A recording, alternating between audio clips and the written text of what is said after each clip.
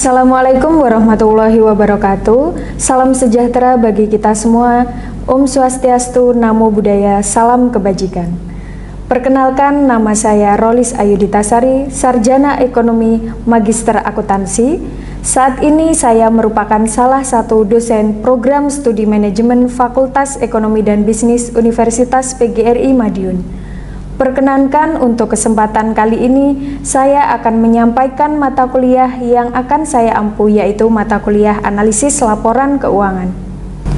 Video ini diperuntukkan sebagai salah satu syarat sertifikasi dosen gelombang ke-1 tahun 2025, yaitu pernyataan diri dosen dalam unjuk kerja Tridharma Perguruan Tinggi PDD UKT-PT dalam bidang pengajaran.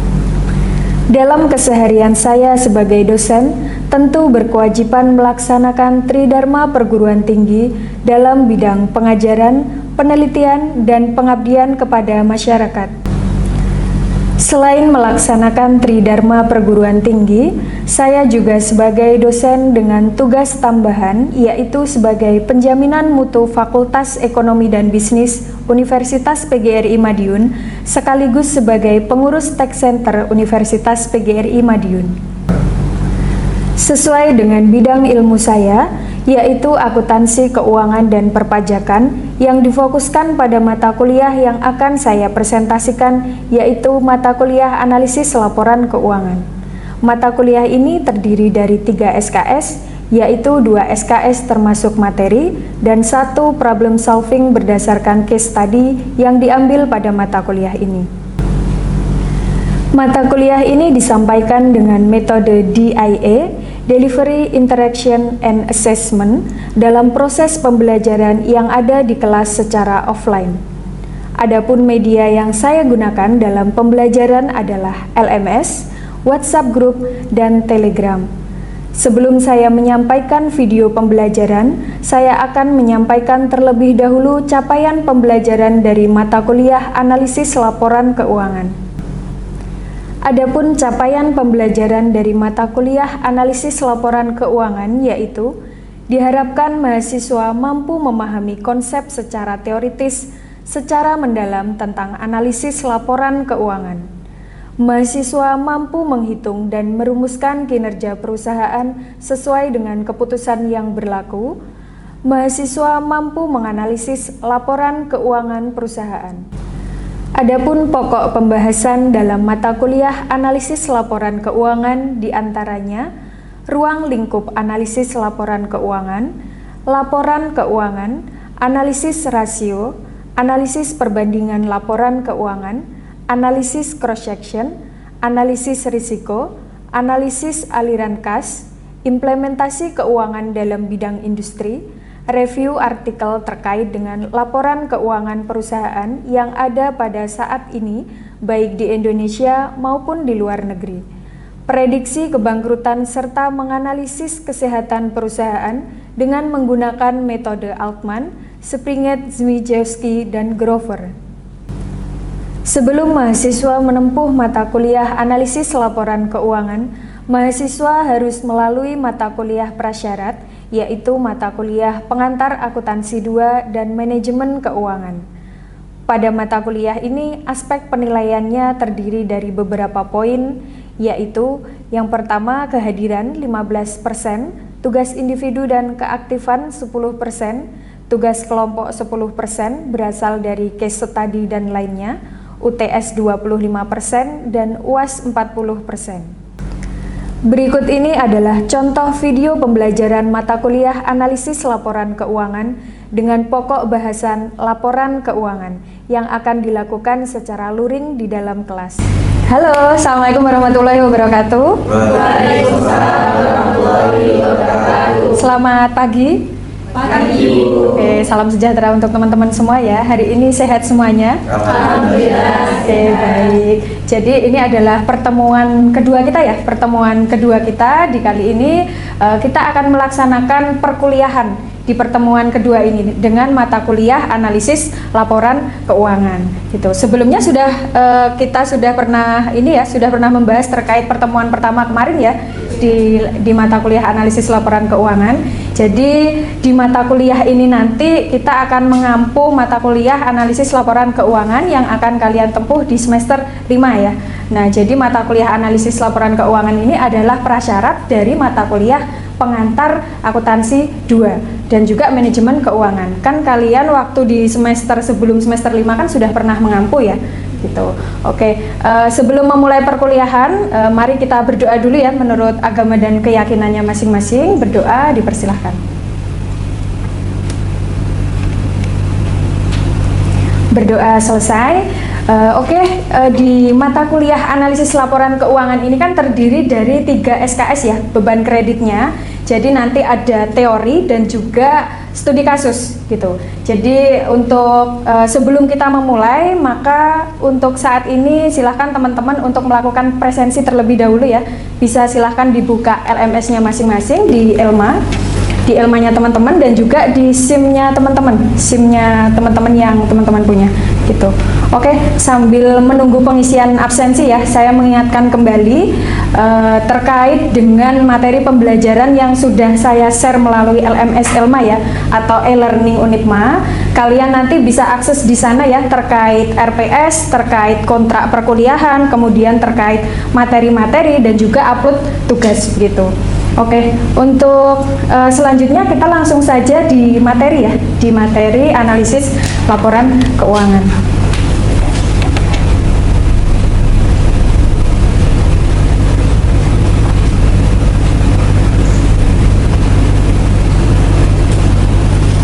Oke, di slide pertama ini adalah kita nanti akan mempelajari di materi kedua ya terkait analisis laporan keuangan, yaitu di bab laporan keuangan. Sebelum saya menjelaskan terkait apa itu laporan keuangan, saya akan menjelaskan terlebih dahulu sub CPMK yang nantinya akan teman-teman capai ya, gitu. Nah, jadi sub CPMK-nya adalah yang pertama, mahasiswa mampu memahami analisis terkait dengan laporan keuangan. Kemudian yang kedua, mahasiswa mampu mempelajari tentang neraca. Kemudian yang ketiga, mahasiswa mampu mempelajari tentang laporan laba rugi. Kemudian sub CPMK yang terakhir adalah mahasiswa mampu mempelajari tentang laporan aliran kas ya, gitu. Oke, selanjutnya materi yang akan kita bahas atau topik materi pada hari ini adalah terkait laporan keuangan ya.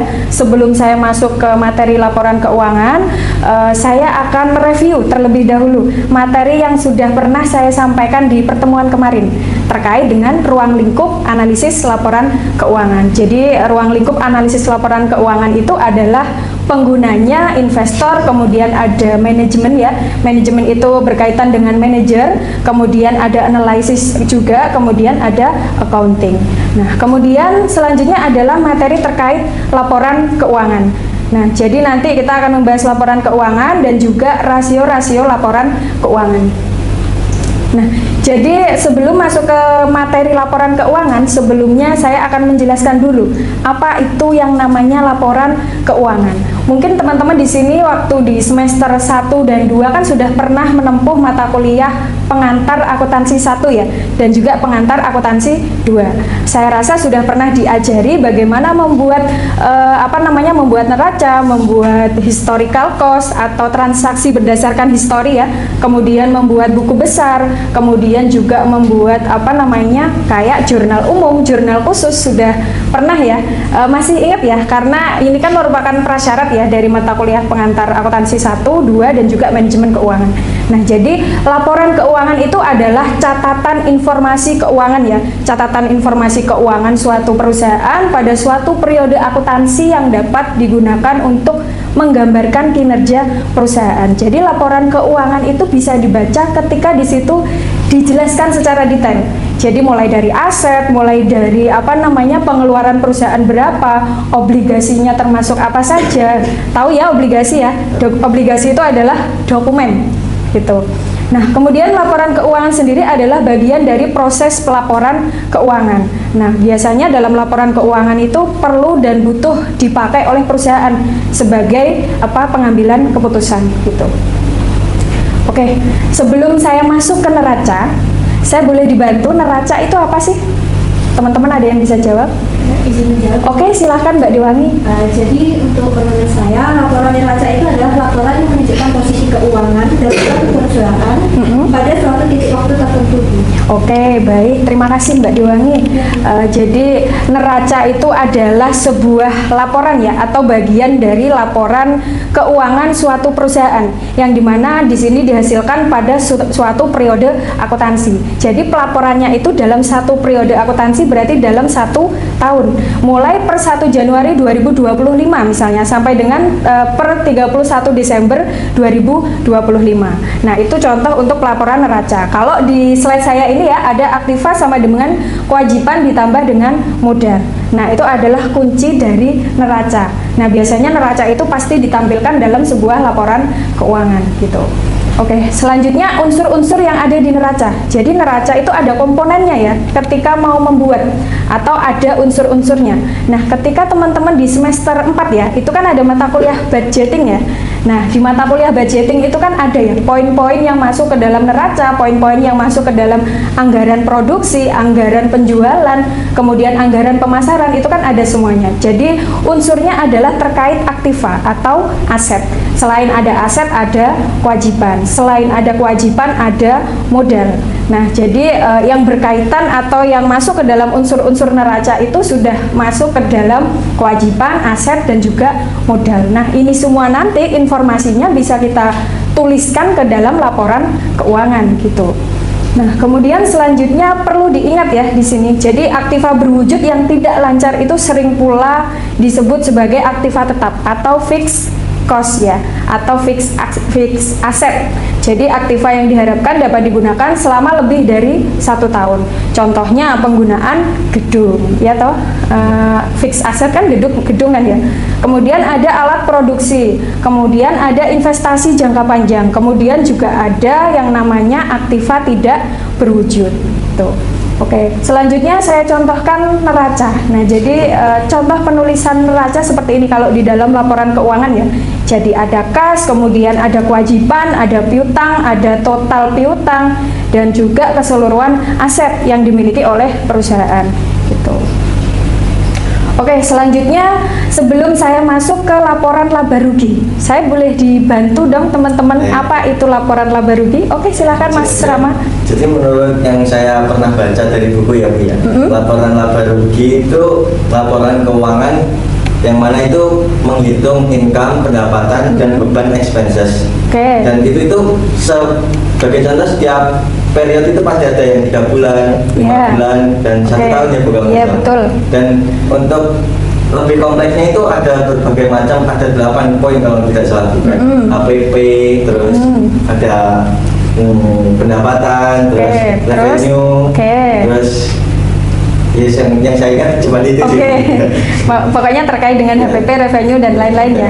Oke, terima kasih ya Mas Rama atas jawabannya. Jawabannya mendekati komplit ya. Jadi laporan laba rugi itu adalah bagian dari laporan keuangan suatu perusahaan yang dihasilkan pada suatu periode akuntansi. Terkait tadi ada revenue, kemudian juga ada beban perusahaan sehingga menghasilkan suatu laba atau rugi tadi. Gitu. Oke, selanjutnya unsur-unsur dalam laba rugi itu ada pendapatan dari penjualan yang dikurangi biaya penjualan. Kemudian ada laba atau rugi kotor, kemudian ada laba rugi operasi. Nah, nanti teman-teman nanti bisa mempelajari lebih detailnya di Elma ya. Nanti semua materi akan saya share di Elma gitu. Kemudian selanjutnya cash flow ya di sini. Nah, jadi cash flow itu masih lanjutan dari laporan laba rugi dan juga neraca. Cash flow itu adalah aliran kas. Namanya perusahaan itu pasti punya yang namanya aliran kasnya ya.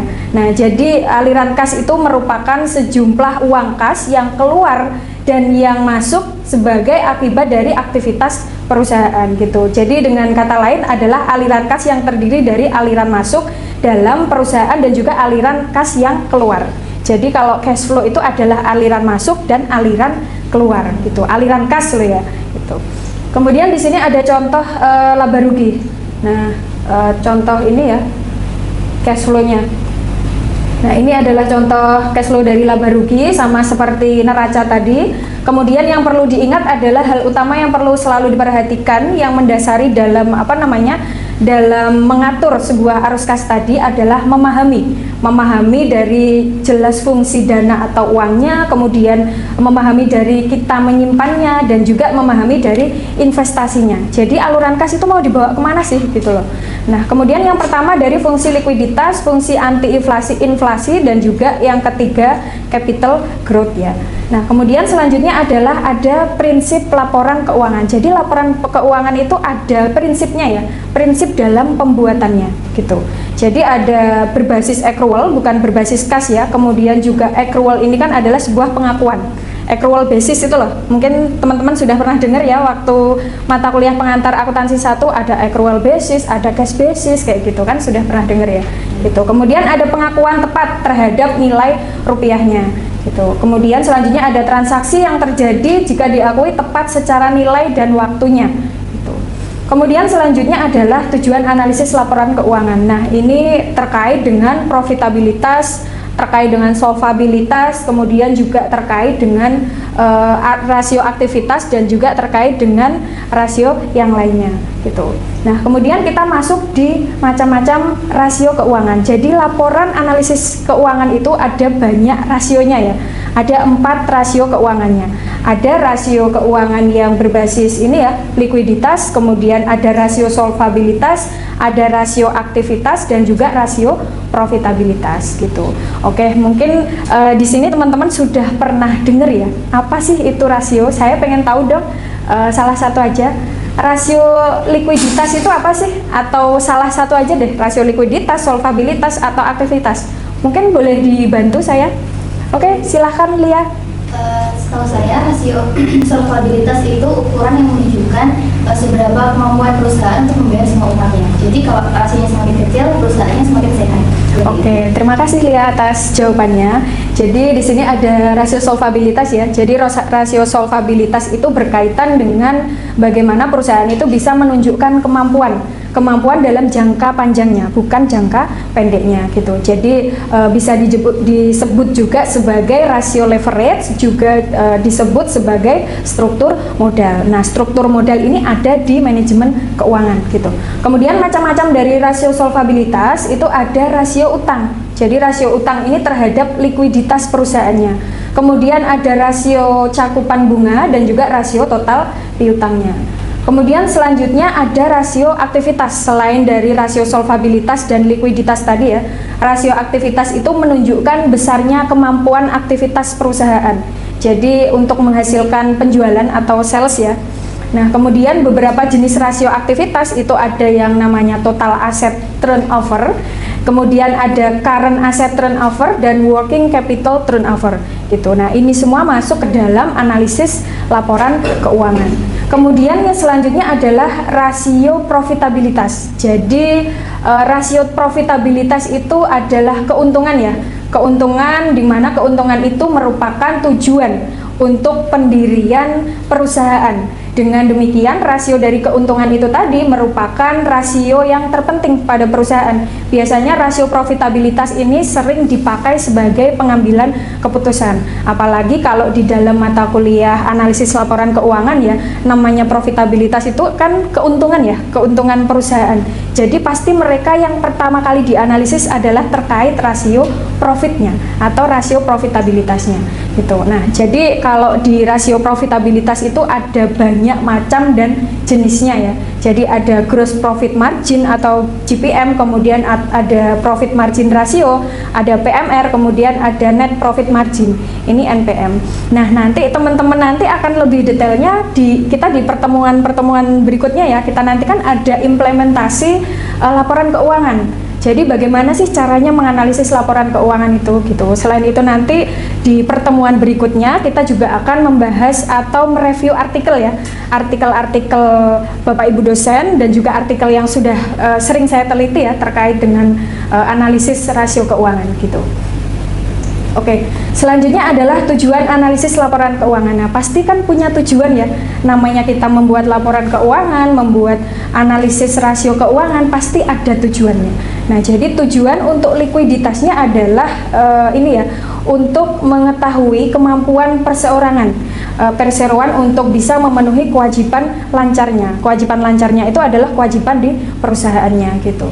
Nah, kemudian kalau dilihat dari tujuan stabilitasnya, di sini melihat dari kemampuan perseroan tadi dalam mempertahankan usahanya. Nah, usahanya ini bisa bertahan dalam jangka waktu panjang atau tidak gitu. Jadi kan masih ada kaitannya ya dengan studi kelayakan bisnis. Nah, jadi kaitannya adalah kira-kira bisnis atau usaha ini masih layak apa enggak sih kita jalankan, apalagi kalau dilihat dari keuangannya, dilihat dari profitabilitas perusahaannya gitu. Nah, kemudian selanjutnya adalah tujuan laporan keuangan ya. Ini menurut PSAK nomor 1 per 6 kemudian direvisi tahun 2009 ya. Di sini ada tujuan laporan keuangan itu memberikan informasi tentang bagaimana keuangan itu, tentang kinerja keuangannya, tentang arus kasnya. Gitu. Kemudian selanjutnya di sini ada contoh PT Sari Husada ya. Ini contoh laporan keuangan. Nah, nanti teman-teman bisa download laporan keuangan itu di idx.co.id ya, gitu, atau di Bursa Efek itu juga ada gitu. Jadi laporan keuangan itu ada yang triwulan, ada yang bulanan, ada yang tahunan gitu, tergantung kebutuhan perusahaan gitu. Nah, kemudian mungkin sampai di sini ada yang mau ditanyakan terkait dengan pelaporan keuangan atau terkait dengan laporan keuangan? Oke, silakan. Bu, berarti ini maju gaknya suatu bisnis itu tergantung laporan keuangannya. Kayak kalau keuangannya itu bersih, clean, profit itu bisnis bisa maju. Kalau enggak itu pasti totally stop ya Bu ya. Jadi gini, kalau dilihat dari perusahaan itu sehat atau tidak ya, sebenarnya yang menjadi poin utama adalah memang dari pelaporan keuangannya. Tapi selain dari pelaporan keuangannya juga bisa dilihat dari kinerja yang ada di perusahaan itu gitu. Jadi kinerjanya di perusahaan itu kan selain ada laporan keuangan kan ada kinerja karyawan ya gitu. Nah, jadi melihat dari kekompakan karyawan itu, mulai dari absensi, mungkin mulai dari bagaimana cara pemasarannya gitu. Jadi sebenarnya semua itu berkaitan gitu. Kalau di studi kelayakan bisnis itu kan melihat dari kesemuanya ya, melihat dari semuanya, mulai dari keuangan, mulai dari pemasarannya, dia itu masih layak nggak sih kira-kira misal dijalankan dalam beberapa tahun ke depan gitu. Gitu. Terima kasih Mas Rama, pertanyaannya bagus sekali. Oke, selanjutnya saya akan membacakan ini ya, sub akhir dari CPMK yang teman-teman pelajari di pertemuan kedua ini. Jadi nanti setelah apa yang saya sampaikan di materi kedua ini, mahasiswa mampu menganalisis laporan keuangan. Jadi kemudian mahasiswa mampu memahami tentang neraca, kemudian mahasiswa mampu memahami laporan laba rugi, dan juga mahasiswa mampu mempelajari tentang laporan aliran kas. Nah, tadi kan sudah saya jelaskan, ini nanti kan kita kan ada 3 SKS ya, jadi yang 2 SKS-nya itu teori, yang 1 SKS-nya adalah case study gitu. Case study itu terkait dengan problem solving yang nantinya akan saya berikan tugas ya, tugas atau teman-teman mencari studi kasus terkait laporan keuangan yang terjadi di perusahaan ataupun yang terjadi di industri gitu. Nah, di sini saya perlihatkan ini ya, ini contoh penelitian saya dengan beberapa Bapak Ibu dosen yang ada di FEB terkait dengan pengaruh penerapan green accounting ya, penerapan green accounting dan juga kebijakan dividen terhadap nilai perusahaan dengan struktur modal sebagai variabel moderasinya pada perusahaan pertambangan di Indonesia. Nah, ini saya melihat atau menilai dari penerapan green accountingnya. Teman-teman mungkin sudah tahu green accounting itu apa sih? Sudah pernah dengar mungkin? Belum ya? Belum. Jadi green accounting itu adalah akuntansi ramah yang dilakukan oleh beberapa perusahaan. Jadi perusahaan-perusahaan yang sudah berlegalitas itu pernah ada yang sudah melakukan green accounting, ada juga yang belum pernah melakukan green accounting. Nah, ini kebetulan penelitian saya ini saya teliti di perusahaan pertambangan gitu. Nah, di perusahaan pertambangan. Oke. Kemudian setelah ini selain penelitian ini banyak penelitian saya lainnya ya terkait analisis keuangan atau terkait laporan keuangan. Nanti teman-teman bisa buka di Google Scholar saya ya. Kebetulan nanti kalau kalian sudah semester akhir di semester 8 ya, sudah mulai skripsi, nanti boleh nanti jurnal nasional yang sudah saya publikasikan boleh disitasi gitu. Nanti silahkan boleh dilihat di Google Scholar saya gitu. Oke, mungkin sampai di sini ada yang mau ditanyakan atau sudah cukup ya? Oke, kalau sudah cukup, terima kasih banyak atas waktunya ya, terutama atas keaktifan dan juga kerjasamanya dari teman-teman. Kemudian sebelum saya akhiri, saya punya kata-kata di sini. Ini paling tidak harus segera dilalui ya untuk membahagiakan orang tua. Karena perjalanan kalian kan masih panjang ya, masih ada beberapa semester ya. Karena ini kan di semester 5. Saya doakan nanti teman-teman sukses selalu dan jangan lupa untuk tetap semangat dalam meraih mimpi ya, terutama dalam melakukan penelitian dan juga mengikuti perkuliahan di kelas. Oke, mungkin cukup itu saja yang bisa saya sampaikan. Ada kurang lebihnya saya mohon maaf. Terima kasih banyak. Wassalamualaikum warahmatullahi wabarakatuh. Waalaikumsalam warahmatullahi wabarakatuh. Terima kasih Bu. Ya, sama-sama. Sekian video pembelajaran dalam mata kuliah analisis laporan keuangan pada program studi manajemen Fakultas Ekonomi dan Bisnis Universitas PGRI Madiun. Semoga bisa menjadi bahan pertimbangan baik dalam proses pengajuan sertifikasi dosen gelombang ke-1 tahun 2025. Terima kasih. Wassalamualaikum warahmatullahi wabarakatuh.